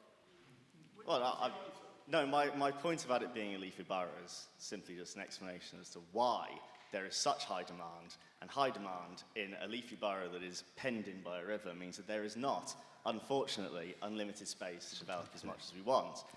But that is not me saying that we give up and we don't do it. We've seen, as the Conservatives here before, that we have found a way to have successful affordable housing. And I think there are more ways of doing that. There are ways of encouraging developers that having fulfilling... Sorry, yes. No, I was going to say, I'm just trying to bring as many audience members in. And a lady in the sort of dark top with a white black. Yeah. I think the real issue isn't necessarily of affordable housing, it's of homes to live in. It's not necessarily about buying a house, it's about having somewhere that you can actually live. And so I think we should be looking more at council housing and actually owning, social housing. And I want to know why Richmond Borough is one of the only councils that has 0 council houses. And why, when there are other councils that are able to buy and to be able to build council housing, why Richmond can't do that? Okay, Chris. Sorry, I don't think I quite understood why Richmond can't do what? Build social housing? Why don't you have any council housing? Why don't... Council housing. So that has never been mentioned. It's always, you know, we absolutely do have social council, what you might call council housing, but they're not... Owned by the council. Sorry, again, you have to say that again. Owned by the council. Owned by the council. Okay, well, now that's a different question, owned by the council. We back in the 20... I think it must be around the mid-2015s. Anyway, there are councillors in the room that will remember this. All the council stock was transferred to housing associations. And that was for reasons which were challenging at the time. It was not something people wanted to do. So we, as a council, sitting right here now, and those who will be elected to council, of course, you know, going forward, we have to live with that problem, whereas the vast majority of housing in Richmond is provided by housing associations. Is it right it was the Liberal Democrats who sold off the council housing? Yeah, but well, I don't. This is not about selling it off. Actually, this was about. This was 2000. About. It wasn't necessarily you. It was a. It was your party. It was a. Yeah. So you had a consultation. But right, well, if you listen, if you let me just explain the reasons. So some councils managed to retain their stock, and others didn't. And that was because there was a problem that the government created, which meant that people with the stock couldn't invest in that stock to improve. So one of the reasons it was transferred. And it doesn't mean there isn't any. It just means it's run and operated by housing associations. But they were allowed to invest in the stock and develop them, you know, replace kitchens, you know, do works on them. And the money simply wasn't there, or allowed to be there, to borrow to do that. But housing associations were allowed to do it. Now, it is a complicated area. We do now own some stock. We're increasingly buying stock, and we are giving it for management to housing associations because, you know, they already have their systems set up to manage. And we're doing that with money that we have ourselves, and we're doing that with grants that we've got some passed from the Mayor of London, some from government, and we're using it and investing and buying. But we don't have thousands of properties. We have, you know, maybe approaching 300 during this year will be the total. But, you know, we are looking to build. I'm going to keep trying to bring the audience in. The gentleman in the dark top with the dark... Yeah. This always tests my fashion knowledge, I'm sorry, but yes, sir. Hi. Couple of points on the affordable housing. The Green Councillor. There's a very simple reason why you can't ask for 50% affordable houses. It's the maths. There's no developer, particularly in the current circumstances, that we can build an estate or a block of flats and have 50% affordable. It renders the economics completely unviable. 20%, 25% is likely to be the tops. Also, there's a point that we're in a kind of vacuum here. I'm sure you're aware that house building in London has collapsed to its lowest level for years. The first 3 months of this year, there were fewer starts than there have been for years. There are various reasons for that: inflation, labour shortages, and many of these developments are built specifically, particularly in inner London, for the buy-to-let market, which due to government policies basically collapsed. So we're facing a collapse in building, and at the same time, you're making completely unrealistic demands for 50% affordable housing, which makes any development completely unviable. I know maths isn't the Green's strong point, but surely you can grasp that. Okay, specific answer, Tanya, on that. Right. Thank you. I appreciate your point. It's well made. So first of all, I'm not a councillor yet. I aspire to be one. Now, I'm absolutely thrilled. If you say it's possible to be profitable with 20% affordable housing, fantastic. This is good to know. Why aren't the Liberal Democrats getting 20% of affordable housing? Why are they accepting 7% or 12% or those sorts of figures? 50% could be an aspiration. It's not saying everything has to be 50%. That's what we would aspire to when builders have got less of a crisis to deal with. but the direction of travel is clear. We need more affordable housing, and we need councillors not to be kowtowing to greedy developers who've got them over a barrel. Okay, quick response, Chris, on that.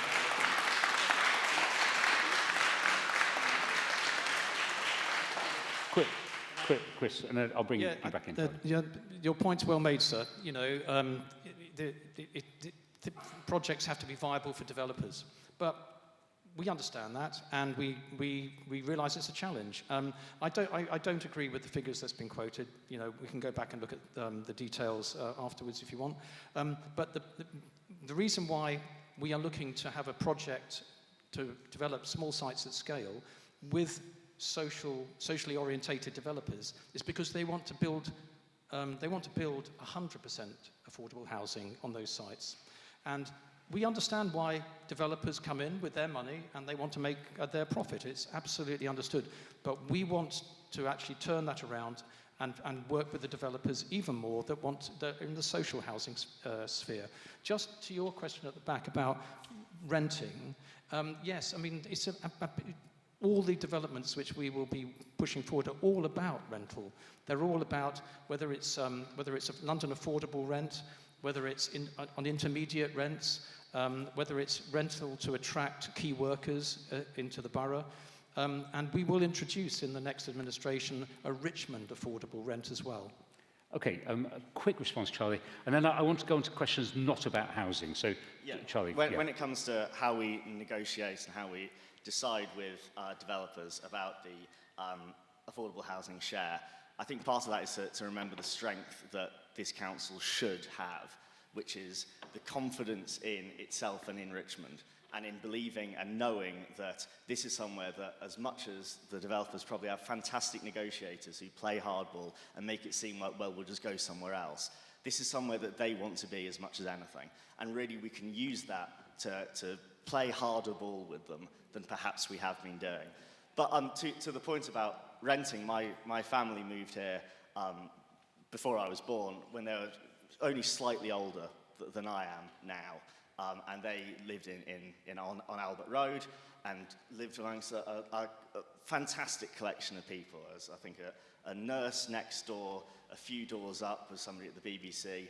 You know, I am all for having that kind of diversity of renters living side by side, because that's what makes London great.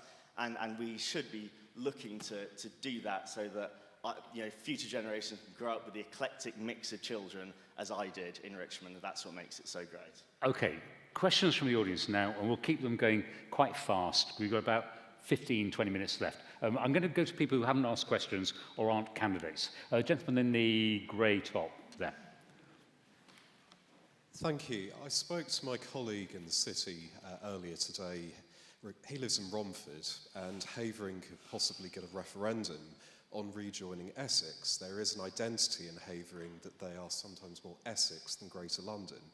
What are all of your views on the prospect of allowing the people of Richmond to decide whether they want to be in Greater London or return to Surrey?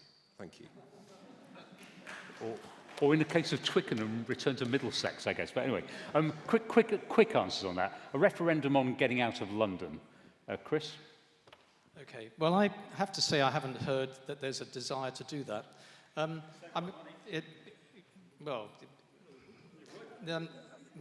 My view, I mean, if you're asking a personal view, because this is not something that's a council view. Or, personal view, yeah. My personal view is that, we should allow people to debate it. We should allow people to talk about it. Until we know the scale of the issues and the pros and the cons, which I personally don't, I think we have to reserve judgment on that. But I'm not opposed to doing something that's, going to engage people. I think referendums are, can be quite a dangerous thing. We had one on not so long ago, so we just have to be a bit cautious. So Tanya, do you want to be in London or not? Yes, so I've managed Alzheimer's Society services in various London boroughs, and Richmond is very much part of London, and we've got Green councillors on the Greater London Assembly. I think Richmond benefits from being in London. We've got the Tube as well, which I love, but obviously I would always listen to the people and be open to debate it. Charlie? when it comes to the question of having a referendum on something like that, I'd like to quote one of the greatest political commentators of our time and say, another one, which belays the point that it's probably something that it would be, how many times do you have to ask people whether they want to be in or out of something? I think between the Green and the Lib Dem to my right, they'll certainly have stronger views on that than maybe I do. When it comes to my personal view, I'm born and raised in Richmond, and yet I consider myself fully a Londoner. My friends are in London, I've worked in London. But that's not to say that Richmond is not in but apart from London. I think there's a reason why every lovely sunny day in summer, tens of thousands of people want to come and drink at the White Cross, because it is part of London, but it is astoundingly different from it. That view from the top of the hill, where you can barely see a building, is something that makes London the better for being part of. Okay, well, you're sitting in front of a banner that says the Richmond Society for People Who Love Richmond. So I think found a home. Granted. More questions, yes. Have you asked a question before, I think? So anybody who hasn't had a question, the gentleman towards the back with his hand up there would be good. I just want to ask a question about, for example, the home-based development. It is my view that a lot of the basic infrastructure is at breaking point, whether it's electricity supply, sewers, whatever. And what I hear is the developer is hesitating over making a full share of community infrastructure levy. I reckon there's a big problem with just saying, even if it's totally affordable homes for key workers, I think at some point, say the main drains was built for a population half this size with the sewer works next to Townmead dump, and then Thames Water pump it over to Mogden. And whenever there's heavy rain already, there are discharges into the Thames. And I think we actually have to look at our basic infrastructure before we go hell for leather for building more. So I think there's a problem. I might be wrong, but that's my hunch. So main drains, electricity, etc. And in the case of home-based, North Sheen Station. Okay, I'm not going to ask the panel about that because we've covered quite a few of those areas, but I want to bring something else in because we said we'd talk about the environment in this part of the discussion. There is currently a plan about the towpath and about making the towpath potentially more friendly for cyclists, possibly making it slightly wider. It might need lighting on it and bringing the towpath into a network of communications across London. I just wonder if you can give me an initial readout on what your party thinks about that idea, and would you be in favour of essentially developing and making the towpath better used? So Tanya, do you want to go first on that? Thank you. Yes, well, the Green Party, obviously, we very much support active travel in all its forms, and we favour mixed travelling as well. So most of us, even if we have a car and drive, we will also be cycling. It's not that you're either a cyclist or a car or a pedestrian. In different parts of our life, we use different modes of transport. Now, the towpath I know well. I use it regularly myself, both as a walker and a cyclist. I feel it's a bit narrow, to be honest, to have segregated cycle pathways, but from Richmond going towards Ham, it's been developed beautifully, and that resurfacing and widening as far down has gone very well. So I think it would need consultation. I'd want to be sure that natural habitats weren't affected. We've got very special wildlife that I see as I row along the river, so it would need habitat. If you make it wider, apparently you need to chop down some trees. So are you a Green in favour of chopping down trees? I'm surprised you need to ask that. No, we would expect to preserve trees wherever we can. If they need to be felled for disease, that's another matter, but we would expect to replant to not have a negative effect on that. Charlie. I've always wanted to be the kind of aspiring politician that can give a simple answer to a question. And that is that I would be against redeveloping that towpath. I think one of the things that has made Britain so successful over history is our desire to make change incrementally, to not just make change for the sake of change, but to ask whether that change is possible, how it would happen, and most importantly, whether that change is actually worth it compared to where we currently are, and not just do it because it's something that can be done. Now, on Twickenham's side of the river, there is a far better, I mean, purely geographically, I think, really, it has fewer trees, and that has better lighting. I go for runs along there sometimes, very irregularly, I'll be honest, but that has been developed, and that's brilliant.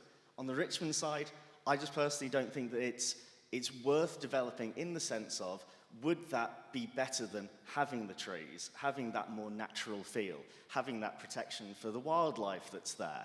Would it really be beneficial to have a cycle lane compared to what we have? In an ideal world, could we have both? Of course. But in the annoyingly realistic one we're in, is it better to keep it as it is? I believe so. Chris? Yes, I mean, I think developing it would really be regularising what is already happening. What's already happening is it's being used as a cycle lane, but it isn't actually a cycle lane, and it's not currently a highway legally, and it would require a change in the law, which, you know, the present council would not be against. And because we do have to remember that part of that area did actually collapse and was very expensive to replace, and it highlighted that if we were to make it a proper cycle route, which I think is a nice idea, it would be, first and foremost, need a very significant surveying of the riverside and a detailed plan of how we could do it, and introduce some lighting. But again, lighting has got to be sympathetic to flora and fauna and insects and bats and whatever. But it's definitely something that can be done, but it's a very expensive project. And how you take something like that forward in a world that we have to live in, where we're counting all the pennies, is a challenge. But doesn't mean to say there couldn't be a civic approach to it, a civil society approach to it. But at the moment, I think it basically is, you have to think about it as regularising what is already happening. And, you know, it's not actually a highway right now. Okay, we've got about 5 more minutes for questions, so anything you're bursting to get in. A gentleman there in the dark shirt. So my dog, she loves walking down the River Thames, and just last week she went in the river and she got sick because of how polluted it is, because of these water companies that are frankly fobbing us off are polluting our rivers. So I want to ask, what will you do to protect our River Thames and hold these companies that profit billions of pounds off of our backs to account?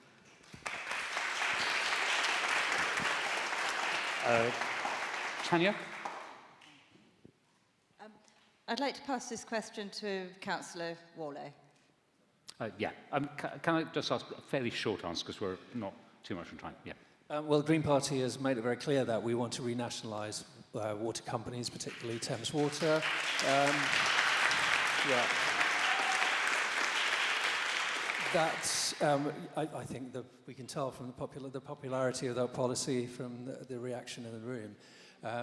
It's also worth mentioning the TDRA scheme, Thames Water Teddington Direct River Abstraction Scheme, which is another Thames Water piece of nonsense that everybody in our community, practically, as far as I know, is fighting, particularly in Handpeach and Richmond Riverside. And as Greens, we obviously support that campaign. Did I miss something? No, that will do fine. Chris? Yeah, I'm going to defer it to my colleague there down here, Councillor. Okay. We welcome the Mayor. Thank you very much. Oh, thank you. Just a real quickie on this one, and it's because as a councillor for Handpeach and Richmond Riverside, we have been so heavily involved in challenging Thames Water all the way along on this one, and the 2 MPs on the Twickenham side, Munira Wilson, and on the Richmond side, Sarah Olney, are both, they've both taken this up nationally, and because this has been taken out of our out of council's remit, because it covers, you know, it's deemed to be of national importance. Well, I think our river health is of national importance as well. And one of the things that is currently undergoing is because we've got a wonderful bunch of swimmers further down in Ham called the Blue Tits. and we've got a few in the audience that they are managing, we hope, to get the stretch of the river just along between Ham and going down into Kingston, to have that designated as a natural bathing area. It will be the first in London if we manage to get this. And that if we manage to get that, it means that the Environment Agency will have to come and test the water on a very regular basis to ensure that it's safe to swim in. So let us give every possible support to that project, because at least in that way we will know that our river is clean enough to support both the swimmers but also the amphibious life that lives within it. Thank you. Charlie, quick comment from the party of water privatisation.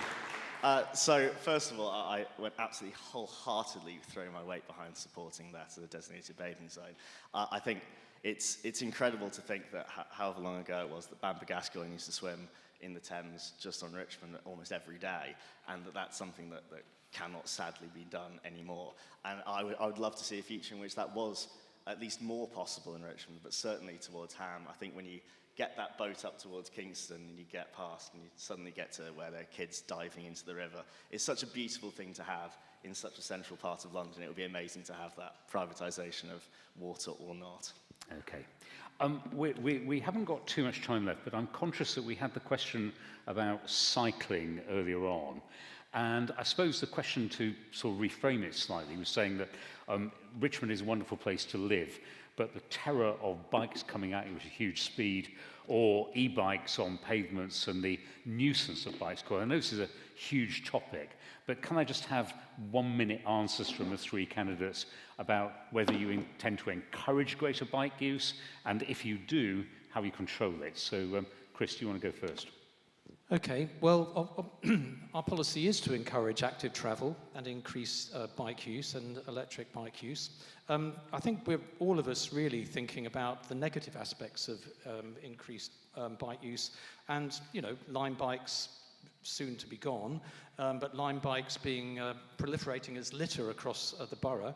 One of the challenges for us at the top, for all of us, is that they didn't really respect having to move their bikes and make their bikes zoned, GPS zoned. And one of the reasons for moving to a different provider of active travel bikes, forest bikes, is because they will be more receptive to the issues that Lime bikes weren't. And also because it kind of joins up the other boroughs around us. And they're also giving you more money. Yeah, they're giving us more money. That's fine. We don't mind that. But it definitely is connecting up, because all the boroughs that align with Richmond all operate forest bikes, and they've been extremely receptive to discussions about what will happen if they become proliferating again. Okay. Tanya, can I ask you, is it the Green Party's policy to try to rescind the licence going only to forests? Would you like to have more companies involved in Richmond? Yes. So Green Party's policy is to have more than one e-bike provider in the borough.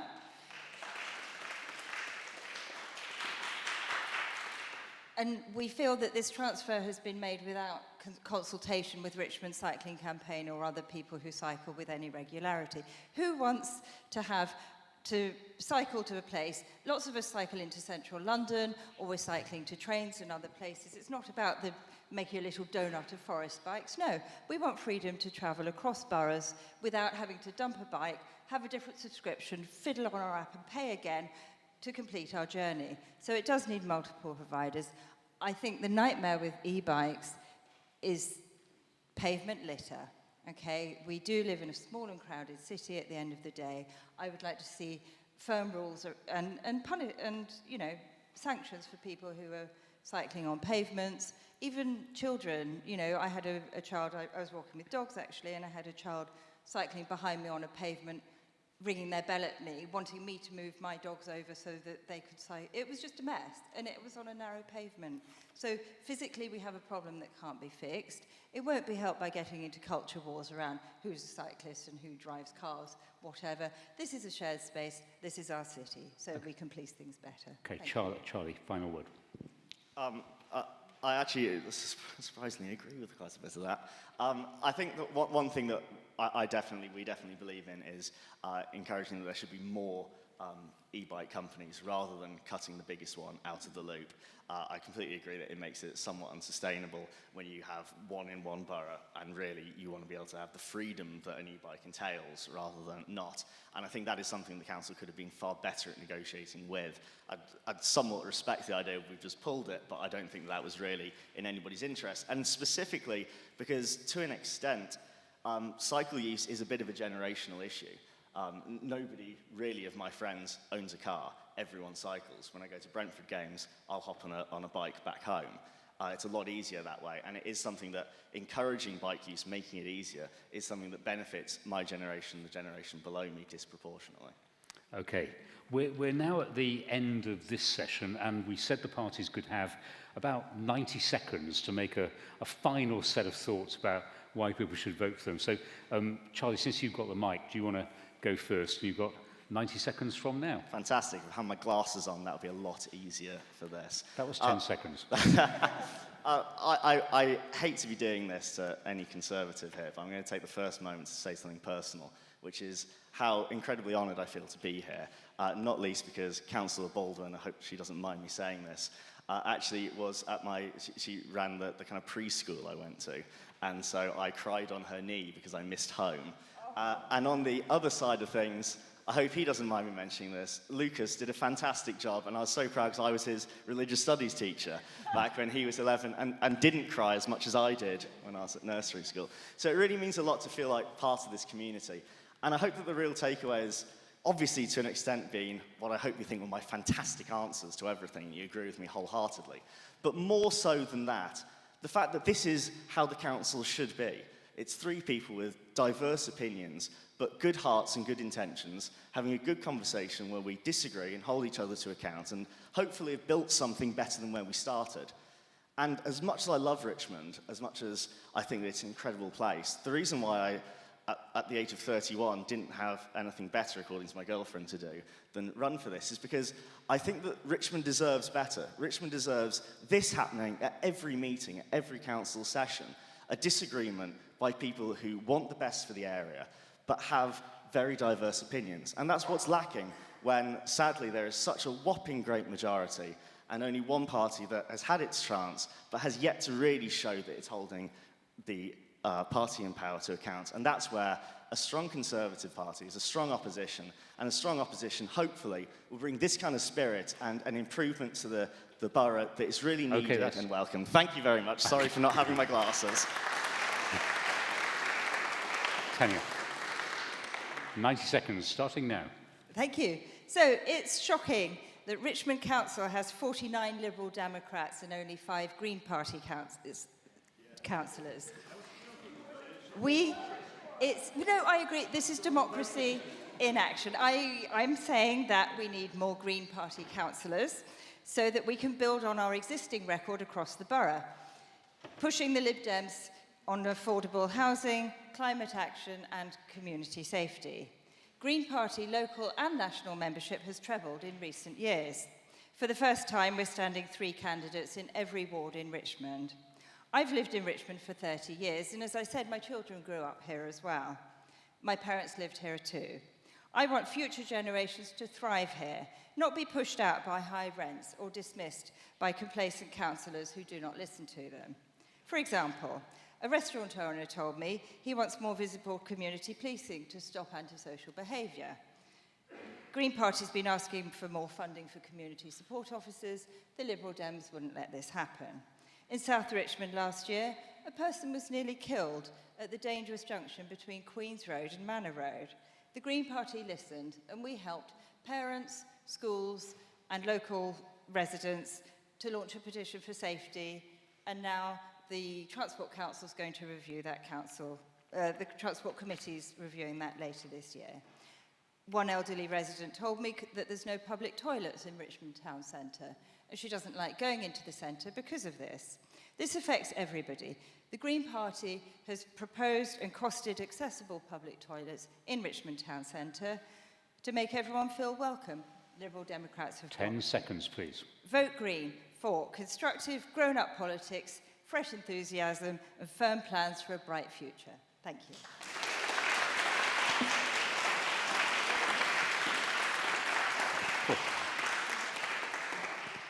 Well, our values, Liberal Democrat values, are fairness, caring, sound financial management, and a pro-European outlook.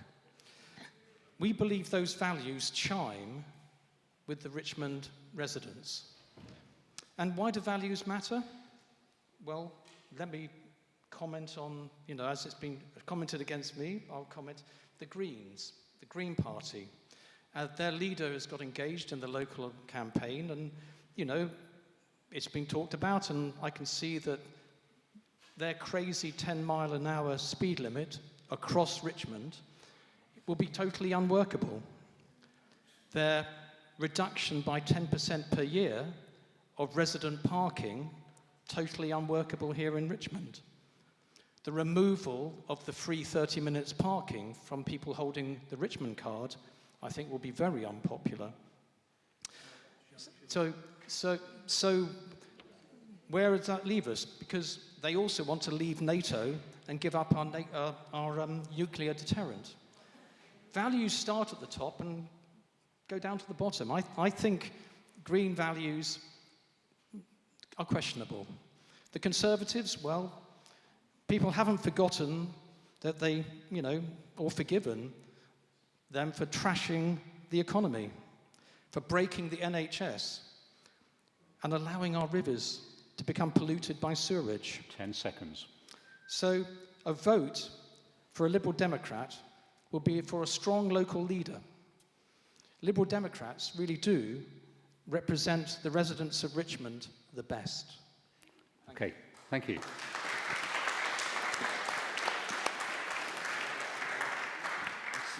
Thank you all, and Louise.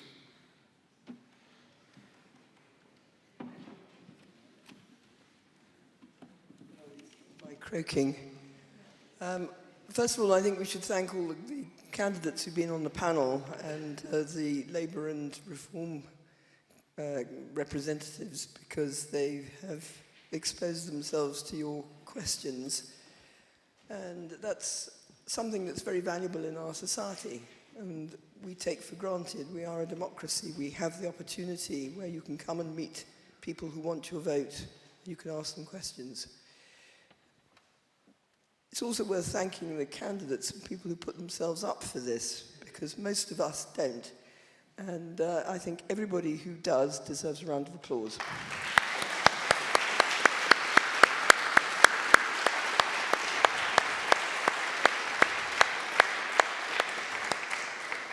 Last but not least, my thanks to my fellow trustee Roger, who I think has moderated the discussion with good humour, asked probing questions, involved the audience. I know that you've probably got lots of other questions that you haven't had time to answer, but if you care to come down to the room downstairs and the candidates also come down, you can ask more questions.